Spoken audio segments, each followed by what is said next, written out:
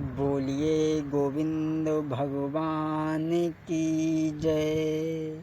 हाँ भैया, आज हम कहानी जो आप तक पहुंचाने के लिए जा रहे हैं, भगवान श्री कृष्ण और अर्जुन के बीच में किस तरीक़ा से युद्ध हुआ था, इस कहानी को हम विस्तार से आप तक पहुंचाने के लिए जा रहे हैं। एक बार ऋषि कालव नदी में स्नान करने के लिए गए।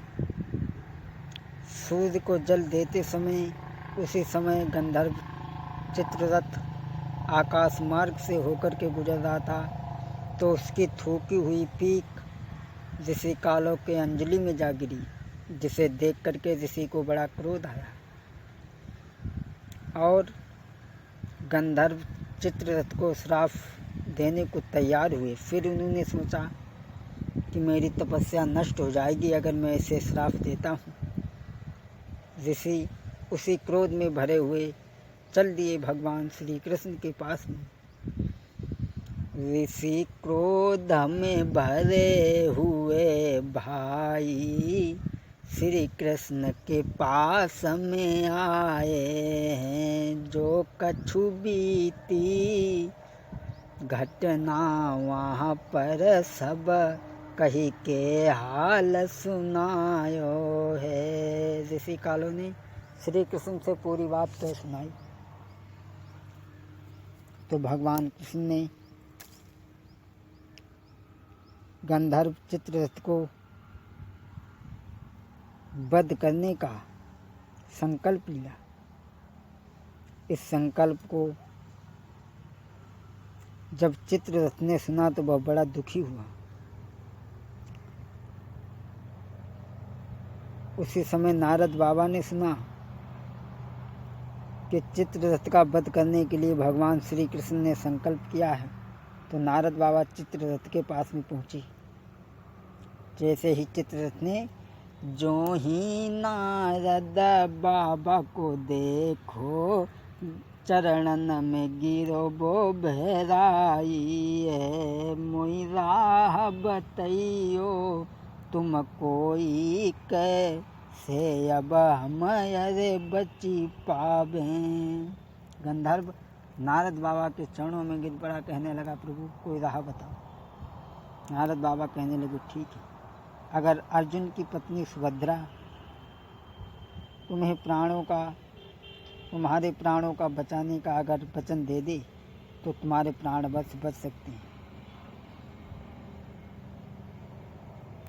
तो गंधर्व कहने लगा वो हमें कहाँ मिलेंगी। तो नारद बाबा कहने लगे वो तुम्हें रात्रि में नदी के किनारे मिलेंगी और तुम वहाँ जाकर के इंतज़ार करो। चित्ररथ जाकर के नदी के किनारे बैठ गया और इधर नारद बाबा चले।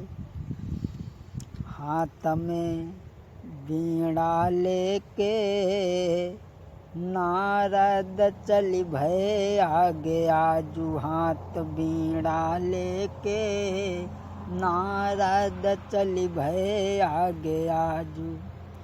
अर्जुन की पत्नी सुभद्रा थी, उनके जो पास में पहुँचे हैं। फिर नारद ने मधुरे वचन कहे और बात कही समझाई है। लई आगे की सीधा चले नारद भाई। अर्जुन की पत्नी सुभद्रा के पास में नारद पहुँचे और नारद कहने लगे इस समय ऐसी घड़ी लगी हुई है कि जो तुम नदी में जाकर के रात्रि के समय स्नान करोगी और किसी के साथ वहाँ पर परोपकार करोगी, जिससे तुम्हें बड़ा ही पुण्य प्राप्त होगी।